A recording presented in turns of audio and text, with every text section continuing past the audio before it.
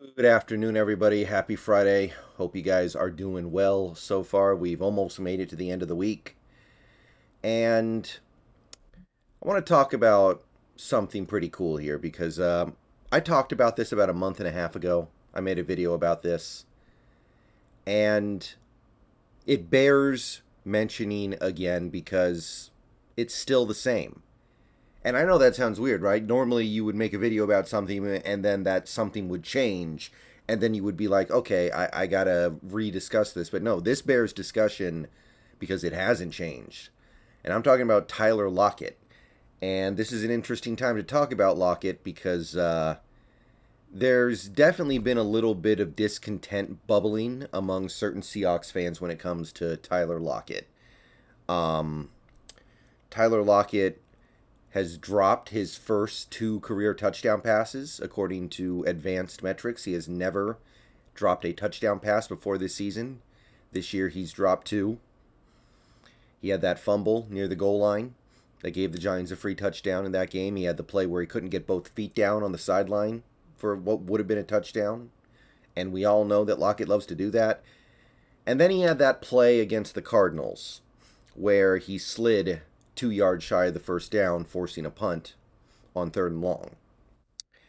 And some Seahawks fans started bubbling a little bit about it, like, this guy, he can't just go down like that. He's got to be willing to take contact.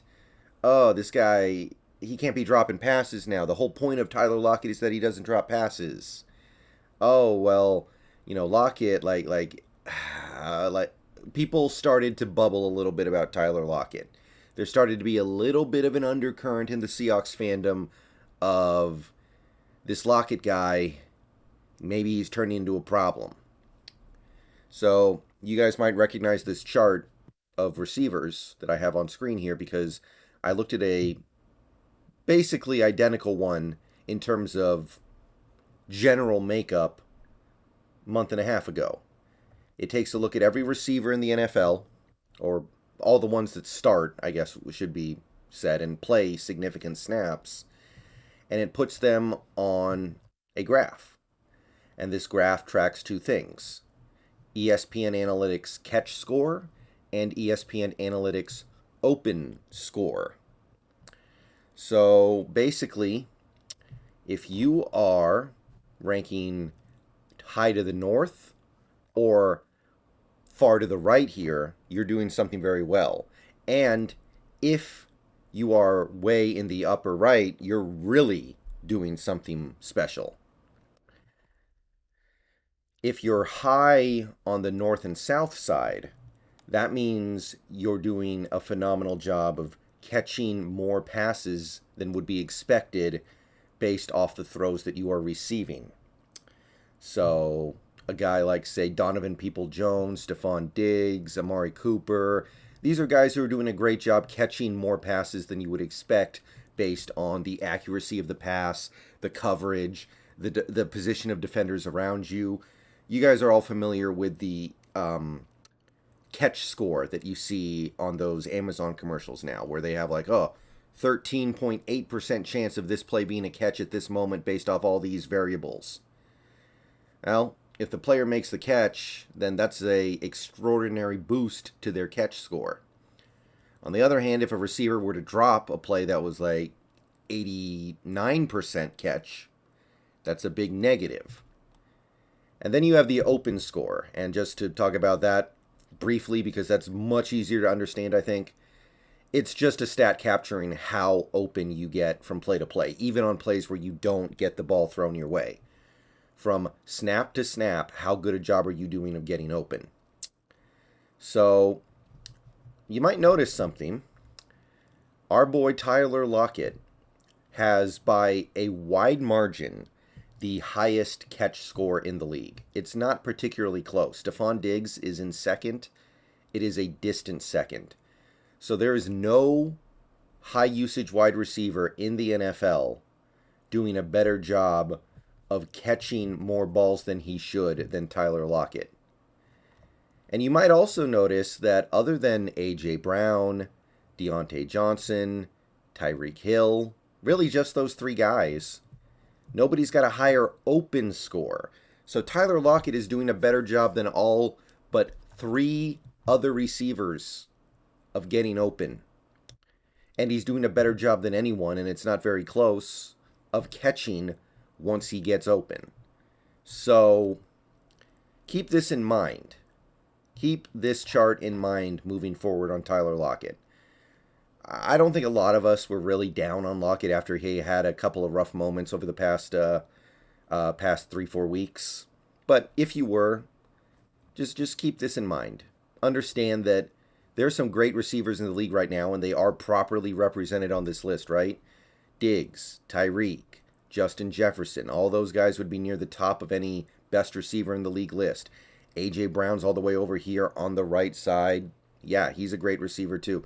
You've got guys like Amari Cooper and DeAndre Hopkins, very respected. And Lockett is kind of above all of them.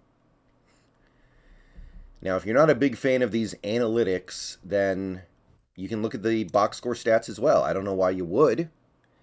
But despite dropping a couple touchdown passes, despite having mediocre to low production in a couple of recent games, despite the things that people are starting to get rubbed the wrong way on when it comes to Lockett and wonder if he's starting to lose it. Box score stats. He averages just under 5.5 catches a game. He's on pace for over 90 catches. He's on pace to catch over 90 passes this year, which would be the second highest total of his career, second only to 2020 when he had his 100. He's on pace to give you about 1,100 yards. 1,100 yards. His highest total outside of last season, 2021.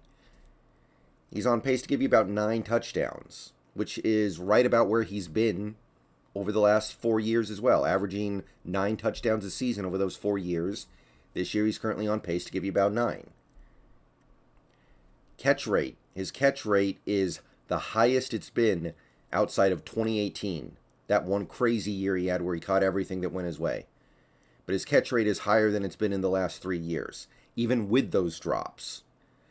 So you slice this up any way you want to. And I understand there's an extra game now, and that does matter. The extra game absolutely factors into things. If you take away that extra game, his numbers would still roughly be in alignment with where he's been the last 3 years, 4 years. So however you want to cut this one up here, Tyler Lockett, he's still doing it. He's still playing more or less as well as he ever had. He's doing it with a relatively new quarterback. I know he had been on the team for a couple years, but a new quarterback.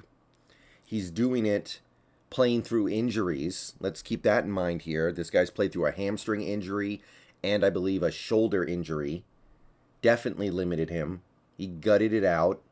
Had some moments where he wasn't very active because of that, but constantly fought back, constantly made sure he would be involved in the game regardless.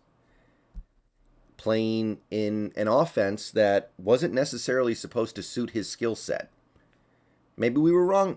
Credit to Shane Waldron for figuring this one out, but going into the Shane Waldron experience, you wouldn't have expected a receiver like Lockett, who's so small, to do great things in this system. And yet, despite all those things, he's on pace to do about as well as he ever has. And the analytics love him.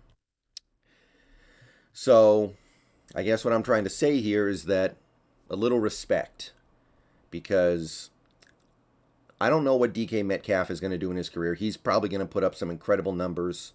He's probably going to do the highlight reel stuff that's going to get more people's attention. He's obviously going to be a much flashier player.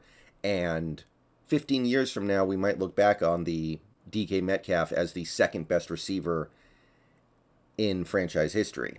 But Tyler Lockett is rapidly closing in on that title for the moment. He's possibly already there.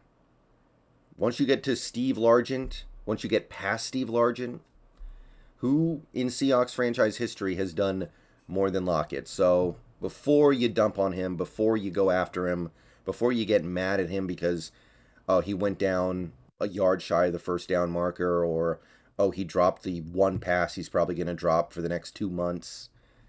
Please, little respect. Because I was prepared for a rough couple of seasons at the end of Lockett's contract. Because I looked at a guy who might not age gracefully, but he is aging extremely gracefully. Like, I was concerned. I didn't know how he was going to age. I admit that. I looked at Lockett and I thought to myself, smaller, already starting to avoid contact. When he does get contacted hard, he kind of goes flying like a rag doll.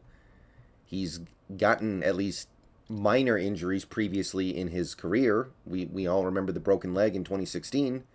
Not insignificant. So I was worried about where this was headed, but we are headed to glorious places. As of right now, this guy, he won't put up the numbers of a Justin Jefferson or a Tyreek Hill or a Stephon Diggs. But it seems like he's just as good at as any of them. Seems like he plays the game of football just as well as any receiver in the NFL right now.